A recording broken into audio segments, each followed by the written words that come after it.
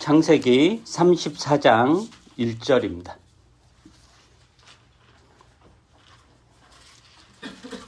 제가 읽겠습니다.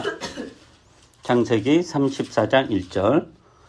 레아와 야곱 사이에서 태어난 딸 디나가 그 지방 여자들을 보러 나갔다. 설교 전에 이런 이야기 먼저 하고 싶은데, 우리가 이제 되게 이제 성경을 읽고 이해를 하고 또 해석을 할 때 우리가 보통 원하는 것은 좀 분명하고 선명한 것을 원합니다. 선과 악, 옳음과 그름, 혹은 하나님의 길과 사탄의 길, 하나님의 뜻과 하나님의 뜻이 아닌 것, 바른 길과 그릇된 길, 이렇게 확실하게 이것이냐 저것이냐, 그러니까 딱 떨어지는 걸 원하죠. 그래서 어떤 성경의 내용을 보고, 그래서 이게 지금 옳다는 말인가 그르다는 말인가, 이게 하나님의 뜻이라는 건가 뜻이 아니다라는가, 이렇게 우리는 이제 분명하게 파악하기를 원합니다. 그 말은 이제 애매모호하고 이제 불확실한 것을, 또 불분명한 것을 답답해하죠. 그러다 보니까 이제 성경에 나오는 인물에 대해서도, 그래서 이 사람이 좋은 사람이라는 건가 나쁜 사람이라는 건가, 이 사람이 하나님에게 순종을 했다는 건가 불순종했다는 건가, 이 사람이 의인이냐 죄인이냐, 이렇게 이제 이분법적으로 나누는 것을 선호하고, 이제 우리가 그게 편하죠. 그래서 성경을 읽을 때 늘 애매모호한 게, 이게 그런 게 이제 잘 선명하게 이렇게 와닿지 않을 때 이제 답답해하죠. 그러나 이제 성경에 나오는 인물을 보면 그렇게 단순하게 선과 악의 이분법으로 나눌 수 있는가에 대한 의문이 듭니다. 사실은 선과 악이 중첩되어 있고, 하나님에 대한 순종과 불순종이 겹쳐 있고, 때로는 용기 있는 사람이었다가도 때로는 비겁한 사람이 되기도 합니다. 한 사람이. 그러니까 되게 복잡하고 미묘하죠. 그러니까 우리 모습도 그러잖아요. 우리는 완전히 좋은 사람도 아니고 완전히 나쁜 사람도 아니죠. 그래서 스스로 나는 완전히 좋은 사람, 이렇게 이야기할 수 있는 사람이 있겠어요? 그리고 또 나는 정말 개쓰레기다, 이렇게 이야기할 수 있는 사람도 없을 거 아니에요? 그러니까 우리가 절대적으로 하나님의 뜻에 순종하는 사람도 아니고, 또 절대적으로 하나님의 뜻에 불순종하는 사람도 아닙니다. 하나님을 사랑하기도 하고 때로는 미워하기도 하고, 하나님의 뜻대로 살려고도 하고, 또 때로는 하나님의 뜻을 저버리기도 합니다. 그래서 우리는 착한 사람이면서 동시에 나쁜 사람이기도 하고, 하나님의 뜻대로 살려고 애쓰는 사람이면서 동시에 어떻게 하면 하나님의 뜻에서 벗어날까 애쓰는 사람입니다. 이게 사람이에요. 그러니까 복잡하죠. 성경의 인물도 마찬가지입니다. 제가 이제 설교 전에 이런 이야기를 하는 이유는 창세기 34장의 독특성 때문이에요. 지금 우리가 계속 34장을 보고 있는데, 이 창세기 34장에 나오는 사람들의 태도와 행동은 매우 미묘하고 복잡합니다. 특히 이제 창세기 저자는 34장에 나오는 인물들의 태도나 행동에 대해서 분명하고도 명확한 평가를 하지 않습니다. 예를 들면 보통 이제 그 성경에 나온 여러 가지 사건의 이야기에서 하나님께서 직접 말씀을 하시거나, 혹은 예언자들을 통해서, 혹은 누구를 통해서 너희들이 잘못했다, 혹은 너희들이 잘했다, 이렇게 칭찬을 하거나 꾸짖으면서 그 특정 사람의 어떤 행동에 대해서 평가를 하는데, 그래서 그 평가를 보고 이건 하나님의 뜻이구나, 이건 하나님의 뜻이 아니구나, 우리가 알 수 있는데 34장에서는 그러한 평가가 전혀 없습니다. 그런 맥락에서 이제 오늘 좀 보려고 하는데, 창세기 저자가 디나를 이제 1절에서 소개를 하죠. 1절에서 디나를 소개할 때 단순히 야곱의 딸이라고 하지 않죠. 뭐라고 이야기하냐면은 레아와 야곱 사이에서 태어난 딸이라고 소개합니다. 다 알다시피 야곱은 이제 두 명의 아내가 있었죠. 레아, 발음이 복모음이야. 레아, 라헬, 이 두 사람의 아내가 있었어요. 그리고 이 둘은 이제 자매지간이에요. 자매지간으로서 레아가 언니고, 라헬이 이제 동생이죠. 야곱은 라헬을 사랑했습니다. 그 동생을 굉장히 사랑했죠. 그래서 라헬과 결혼하기 위해서 삼촌 라반의 집에서 7년을 무보수로 일합니다. 밤낮 쉬지 않고 생고생을 7년을 이제 일을 하는 거예요. 그 일을 한 이유는 라헬과 결혼하기 위해서입니다. 그러니까 라헬을 굉장히 이제 사랑했던 거죠. 그래서 7년간의 그 이제 무보수 노동, 그 기간이 이제 끝나고 나서 이제 라헬과 이제 결혼을 하기로 하니까 얼마나 이제 기대가 찼을 거예요. 근데 이제 그날 이제 첫날 밤에 이제 밤중에 이렇게 들어가서 라헬이라고 생각하고 하룻밤을 잤는데 아침에 일어나니까 라헬이 아니고 언니 레아인 거예요. 그러니까 그 라반과 삼촌 라반과 레아가 자기를 이제 속인 거죠. 그러니까 야곱으로서 이제 분노가 치밀 수밖에 없는 거예요.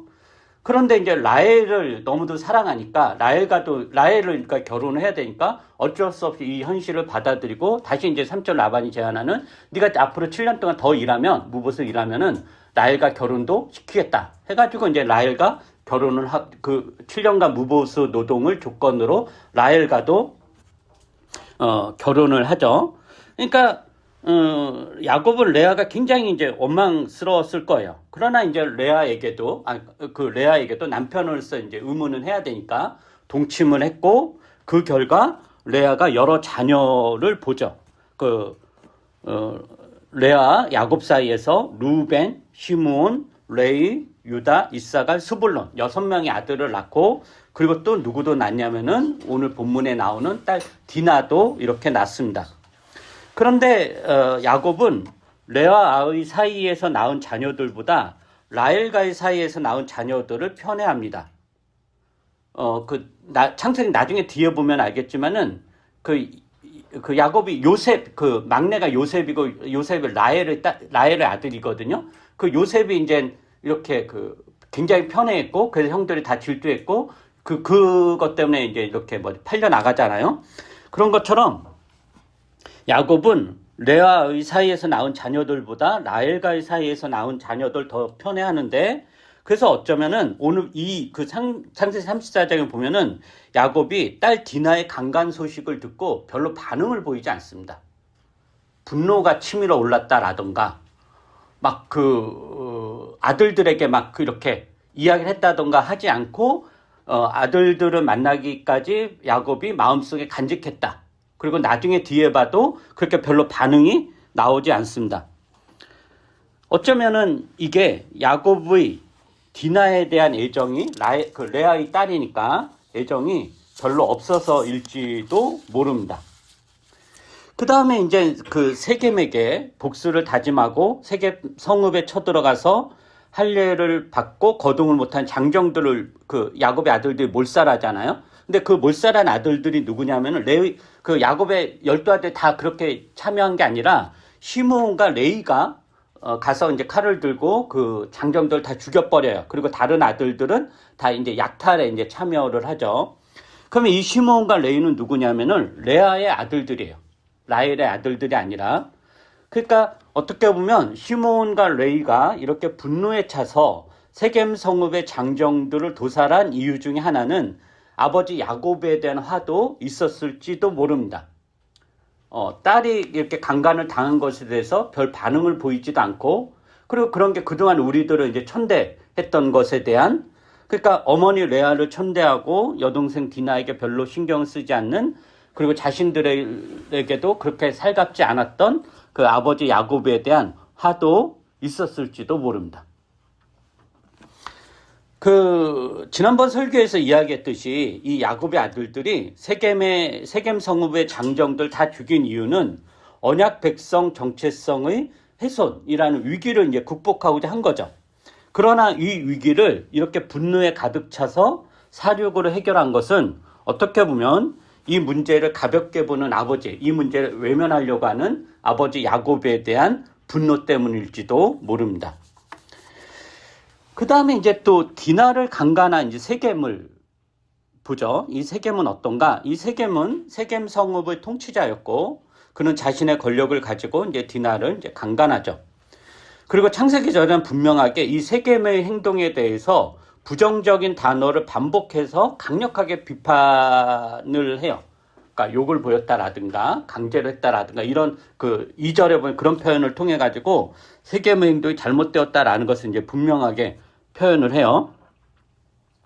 그런데 이제 디나를 강간한 후에 세겜의 행동은 굉장히 이례적인데 이것과 좀 비슷한 사건이 사무엘 하에도 나와요. 사무엘 하에 보면은 암논이라는 사람이 다말을 이제 강간을 해. 다말을 연모해서 이렇게 봐서 너무 마음에 들어서 근데 강간을 해요. 강간을 하고 나서 자기의 어떤 욕구를 채우자마자 그 다말이 너무 미워해져 가지고 미운 마음이 생겨서 다말을 쫓아내요. 그래서 다말은 자기가 이렇게 강간당한 것도 수치스러운데 쫓겨난 것이 더 큰 수치가 이렇게 되는 거죠. 그러니까 굉장히 암논은 이제 파렴치한 인간이죠. 근데 세겜은 암논처럼 이렇게 파렴치한 사람은 아니었던 것 같아요. 그 3절을 한번 보시면은 이게 좀 세번역보다 개역 성경이 조금 더 이렇게 뭔가 본문에 의도하고 좀 더 잘 번역을 했는데 그 개역 성경은 제가 읽어드릴게요. 3절을 그 마음이 깊이 야곱의 딸 디나에게 열련하며 그러니까 애정이죠. 그리고 그 소녀를 사랑하여 그의 마음을 말로 위로하고 이렇게 번역을 해요. 여기에서 그 마음이 깊이 디나에게 열련하였다를 이제 문자적으로 번역을 하면은 그의 영혼이 디나에게 달라붙었다. 예요. 그의 영혼이 디나에게 달라붙었다. 그러니까 완전 이제 디나를 사랑하는 거죠. 그러니까 디나에 대한 세겜의 마음이 진심이다라는 거예요. 그리고 그 후반부에 그 소녀를 사랑하여 그의 마음을 말로 위로하였다라고 하는 것은 세겜이 디나를 강간하고 난 후에 그 자책과 어떤 죄책감을 가지고 디나에게 사죄와 용서를 구하고 디나의 고통을 위로하고 자신이 책임을 질 것이며 자신이 얼마나 사랑하는지를 호소하였다라는 것을 의미합니다. 물론 그게 앞에 그거를 정당할 수는 없습니다. 그런데 이제 세겜이 이제 복잡한 거죠. 그렇게 이제 강제로 이렇게 했다가 그 행동을 후회하고 용서를 구하고 디나의 마음을 위로했다라는 거예요. 그러니까 세겜은 자신이 한 일에 대해 이제 책임을 이렇게 지려고 하는 거죠. 근데 이게 또 신명기 율법에 의하면은 이게 당시 어떤 관례이기도 해요. 신명기 22장 한번 볼까요? 신명기 22장. 그러니까 물론 이제 신명기는 이제 창세기 이후에 나온 율법이고 이 사건의 창세기 34장에서는 율법이 없기 전이지만 그 통상적인 어떤 사회적 통례였을 거예요. 신명기 22장 28절부터 29절을 제가 한번 읽어드릴게요. 어떤 남자가 약혼하지 않은 처녀에게 욕을 보이다가 두 사람이 다 붙잡혔을 때에는 그 남자는 그 처녀의 아버지에게 은 50세겔을 지불해야 합니다. 그리고 그 여자에게 욕을 보인 대가로 그 여자는 그의 아내가 되고 그는 평생 동안 그 여자와 이혼할 수 없습니다. 그러니까 세겜이 디나를 강간하고 디나를 위로하고 결혼을 하겠다라는 것은 신명기 율법에 의하면 책임을 지겠다라는 태도로서 율법에 규정된 거예요. 그리고 이제 그 아버지의 은 50세겔. 그런데 이제 세겜은 나중에 이야기 들어오면은 은 50세겔이 아니라 달라는 것은 뭐든지 주겠다. 그러니까 더 큰 이제 책임을 지겠다라고 하는 거죠. 이게 요즘 시대에는 약간 이해가 안 돼도 당대에서 그 강간을 하고 여자를 버리는 일이 보편화된 그런 잦은 시대에서 어떻게 해서든지 책임을 지고 보상을 해야 되는 것은 그 시대의 정의였고 세겜은 나름대로 그것을 실천한 겁니다. 그러니까 분명한 것은 세겜이 디나를 강간한 것 그리고 야곱의 아들들이 세겜 성읍의 장정들을 사륙한 것에 대해서는 이 창세기 34장에서 잘못되었다는 것은 분명히 이야기합니다. 예를 들면 그 2절에서 세겜 행동에 대해 되게 부정적인 단어를 반복해서 세겜 행동을 평가하고 혹은 야곱의 아들들 행동에 대해서는 나중에 야곱이 탄식을 하거든요. 그런 걸 통해서 이 세겜과 야곱의 아들들의 행동이 잘못되었다라는 것을 이제 보여주는 거예요. 그럼 이제 제가 하고 싶은 이야기는 뭐냐면은 이제 복잡하다라는 거죠. 그러니까 선명하게 이놈은 죽일 놈, 저놈은 살릴 놈 하기가 어렵다라는 거예요. 그 성경은 그것을 정리하지 않고 펼쳐놔요. 우리는 정리된 거 원하잖아요. 그래서 애는 죽여야 돼. 살려야 돼. 이렇게 정리된 걸 원하는데 성경은 그것을 정리하지 않고 그냥 펼쳐놓는다라는 거예요. 그럼 그게 이제 바람직하다는 것이 아니라 원래 인간이 그렇기 때문입니다. 그리고 그러한 복잡하고 일관적이지 않고 모순적인 인간의 태도와 생각과 행동 가운데서 하나님의 당신의 일을 묵묵하게 하신다라는 거예요. 그러면은 창세기 34장에서 하나님의 일하시면 이제 어떻게 드러날까라는 거예요. 34장에서 하나님은 숨겨져 있습니다. 34장 하나님 안 나오죠. 그죠? 침묵하고 있고 아무것도 하지 않는 것 같아요. 근데 이게 이제 어떤 맥락을 우리가 좀 볼 수 있냐면은 이 34장에서 가장 큰 피해자는 누구죠? 당연히 디나죠. 그죠? 디나예요. 그런데 디나에 대한 묘사는 1절에 딱 하나만 나와요. 세겜 성읍에 있는 여자들을 보러 나갔다예요. 그래서 어떤 설교자들은, 어떤 그 신학자들은 이것을 물론 이제 간간히 정당화될 수 없지만 그래도 디나가 어린애가 보호자 없이 자기가 사는 동네가 아니라 다른 동네로 외출을 한 것은 잘못이다. 그러니까 위험한 상황에 자신을 노출시킨 것이다. 그래서 굉장히 디나는 아슬아슬한 경계선을 타고 있다라고 해서 그렇게 해석을 하는 분들도 꽤 있고, 그래서 디나가 이 강간을 당한 것에 대한 디나의 책임도 어느 정도 있다라고 이야기를 해요. 그러나 본문은 그렇게 해석할 만한 여지를 전혀 두지 않습니다. 디나가 왜 세겜 성읍에 있는 여자들을 보러 갔는지에 대한 이유는 나오지 않아요. 그래서 그 이유가 나오지 않는 걸 가지고 디나도 책임이 있다라고 해석하는 사람들인데, 그래서 제가 보기에는 이유가 나오지 않는 것은 디나가 강간을 당한 것과 디나가 세겜 성읍에 사는 여자들을 보러 나간 것에 대해 아무 연관성이 없기 때문입니다. 아무 연관성이 없으니까 이야기를 안 하는 거죠. 관련이 있었다면 무슨 언급이라도 있었겠죠. 그죠? 그런 맥락에서 디나가 당한 강간에 대한 디나의 책임은 전혀 없습니다. 그는 피해자일 뿐입니다.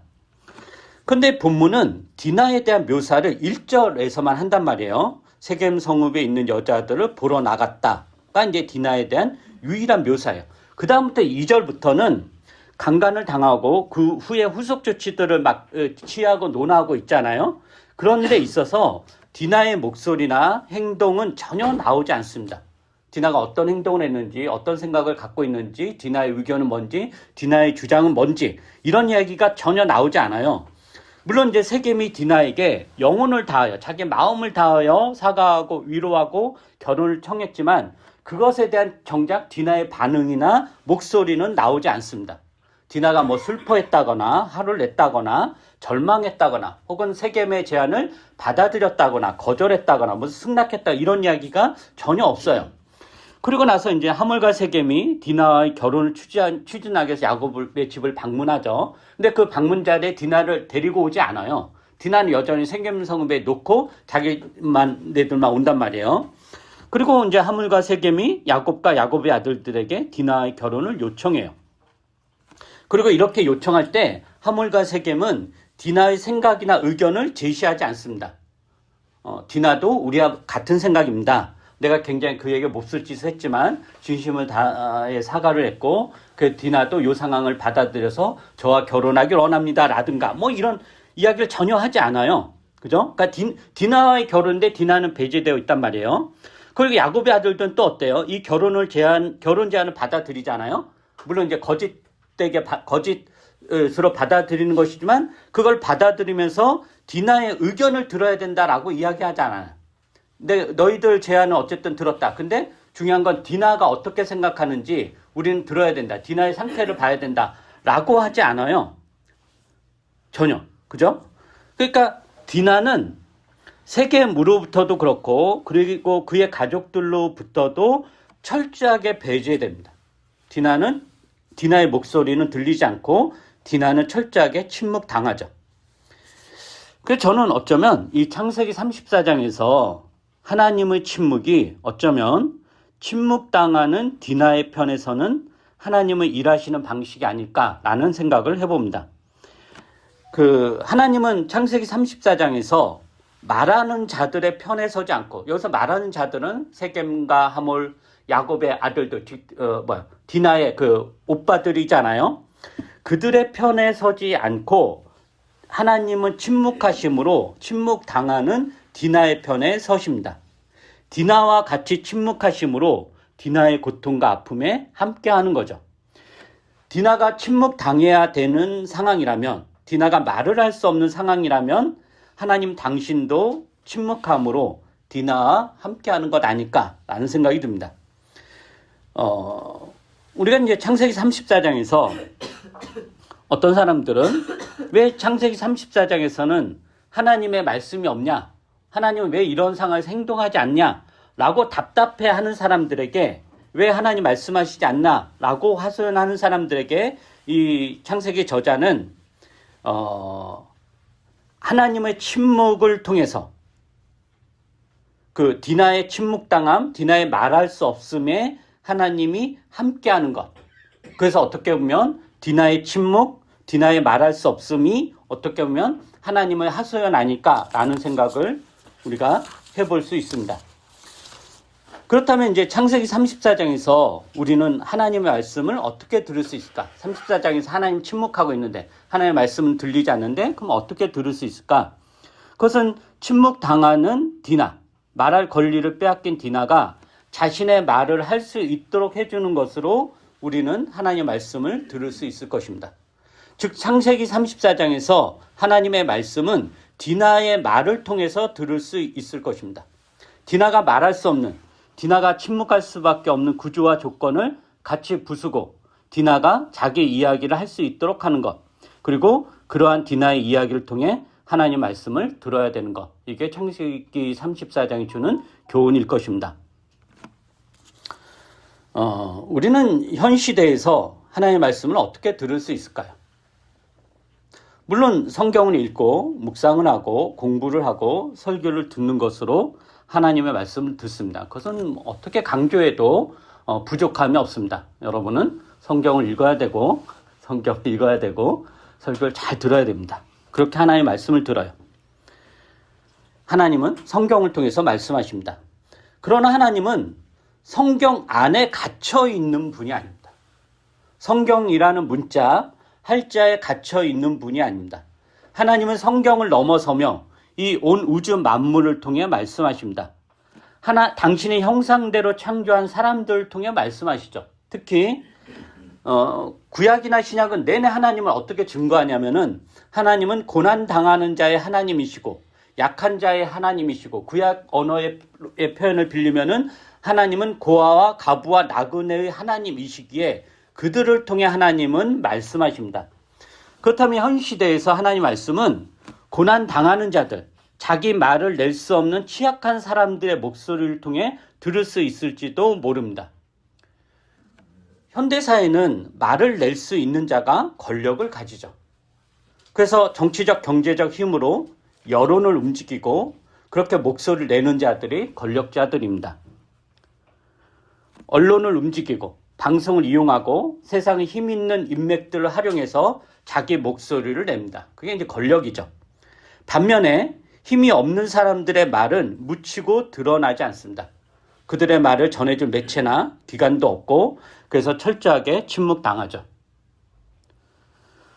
구약에서 하나님은 종종 고아와 가부와 나그네의 하나님은 묘사됩니다. 아까 이야기한 것처럼 이 고아와 가부와 나그네는 당대에 자기 목소리를 낼 수 없는 사회적으로 매우 취약한 집단들입니다. 사회적 취약 계층인 거죠. 말할 권리를 빼앗긴 자들입니다. 그들의 편이 되어 그들이 말할 수 있도록 하는 것, 이것으로 우리는 하나님의 말씀을 듣습니다. 어제 이제 계엄령을 통해 헌법을 위반하고 내란을 일으킨 윤석열의 이제 탄핵이 국회에서 가결되었습니다. 굉장히 이제 기쁜 일입니다. 다행스러운 일이고, 헌법을 유린하고 국민에게 이렇게 총을 들이대는 이제 통치자는 끌어내려야 되죠. 그래서 이제 가까스로 국회에서 탄핵이 가결돼서 얼마나 다행인지 모릅니다. 처음에는 이제 부결되었다가 두 번째에서 이제 가결된 건데, 근데 이제 이게 한편으로는 이 국회의원 300명이잖아요. 그 중에서 찬성한 사람이, 탄핵에 찬성한 국회의원이 204명이다라는 거예요. 박근혜 때는 300명 국회의원 중에서 234명이 찬성을 했습니다. 사실 윤석열의 탄핵 사유에 비하면 박근혜 탄핵 사유는 너무도 가볍죠. 그죠? 그러니까 윤석열의 탄핵 사유는 내란이에요, 내란. 그런데도 박근혜를 탄핵했을 때보다 더 적은 숫자가 찬성을 했다는 것은 사실은 굉장히 심각한 일이고 사회가 굉장히 퇴행한, 정말 사회가 하나도 나아지지 않았다라는 것을 볼 수 있습니다. 국회에 군대를 보내서 난입을 한 것을 온 국민이 다 보았는데도, 다 생중계되었는데도 그것을 애써 무시하고 탄핵을 반대한다라는 것은 그만큼 사회와 정치가 되게 퇴행되었다라는 뜻입니다. 윤석열 탄핵에 찬성하는 사람들은 윤석열 이후의 시대를 기대합니다.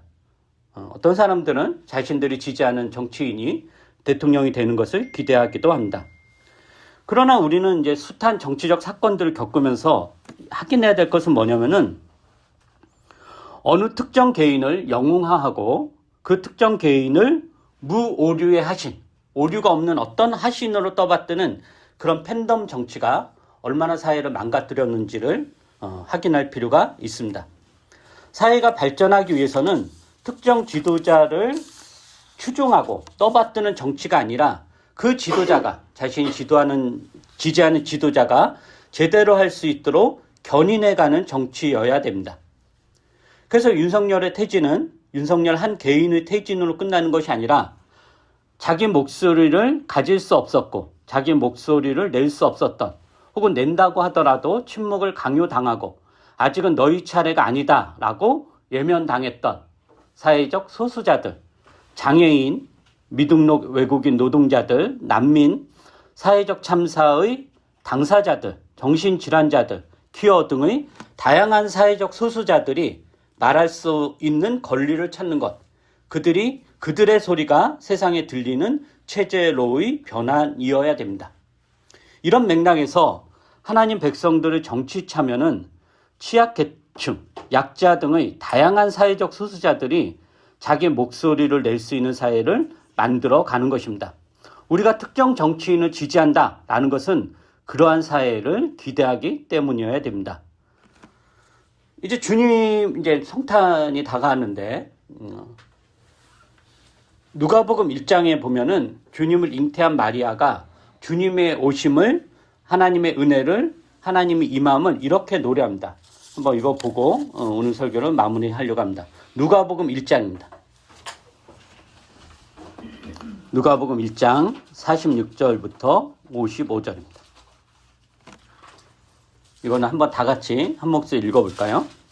누가복음 1장 46절부터 55절입니다. 네, 읽어보죠. 시작. 그리하여 마리아가 말하였다.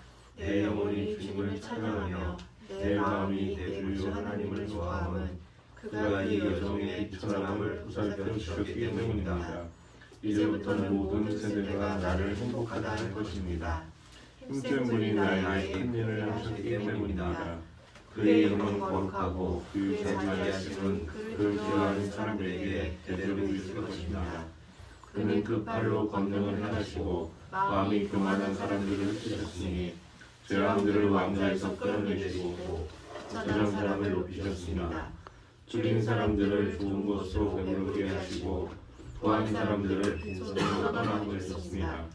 그는 자비를 기억하셔서 자기의 종 이스라엘을 도우셨습니다. 우리 조상들에게 말씀하신 대로 그 자비는 아브라함과 그 자손에게 영원토록 있을 것입니다. 그래서 주님은 어떤 분이시죠? 여종, 종이의 종, 노예, 여종의 비천함을 보살펴 주시는 분입니다. 마음이 교만한 사람들을 흩으시고 재앙들을, 권력자들을 왕좌에서 끌어내시고 비천한 사람들을 높이시는 분입니다. 줄인 사람들을 좋은 것으로, 그냥 쓰레기 같은 음식이 아니라 좋은 것으로 배부르게 하시고 부한 사람들을 빈손으로 보내시는 분입니다. 즉, 이 사회에서 목소리를 낼 수 없는 사람들, 침묵을 강요당하는 사람들이 목소리를 낼 수 있게 하는 것.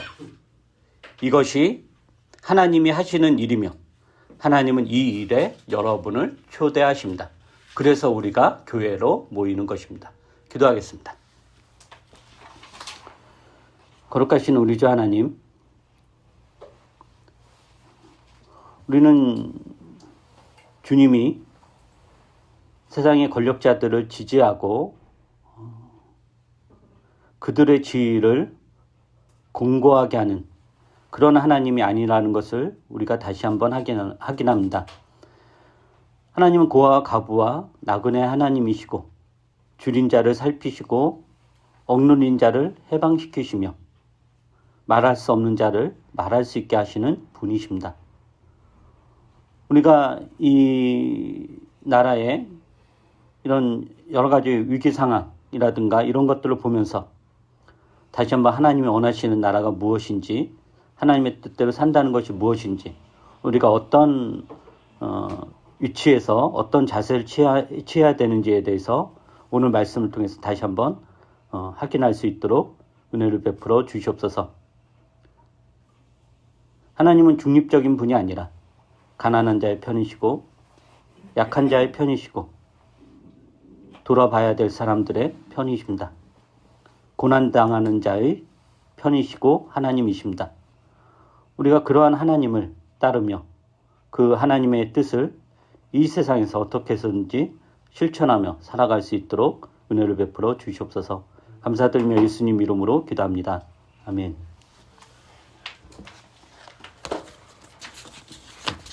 찬송가 365장을 하겠습니다. 마지막 절은 일어나서 하시겠습니다.